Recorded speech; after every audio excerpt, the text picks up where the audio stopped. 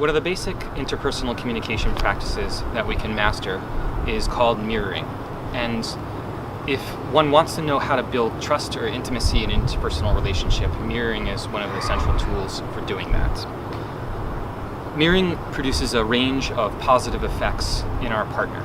So if we remember the first video, mirroring is not at all about the transmission of information from one person to another.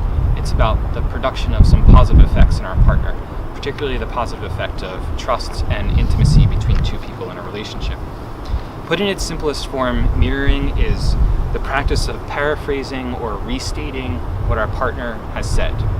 It sounds extraordinarily simple. One of the most basic practices of mirroring involves simply restating the last few words that our partner has said.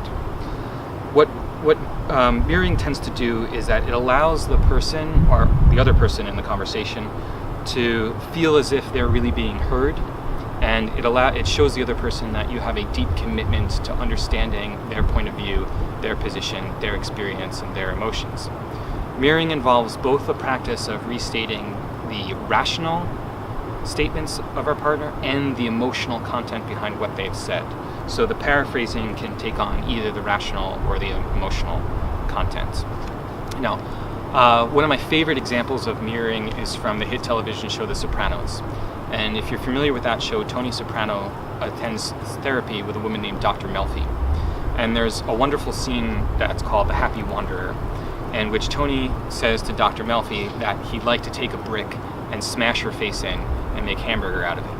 And Dr. Melfi sits calmly there and says in response to Tony, "So you'd like to take a brick and smash my face in and make hamburger out of me?" She simply repeats and rephrases and restates what Tony has said to her.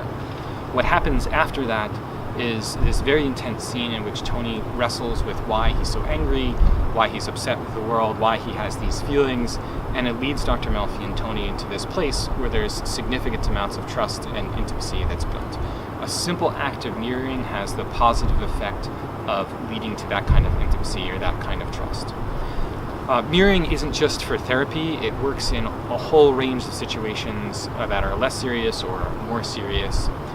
But it shows that one partner is invested in the other partner's emotional and rational well-being and understands their worldview, or is at least attempting to understand that worldview.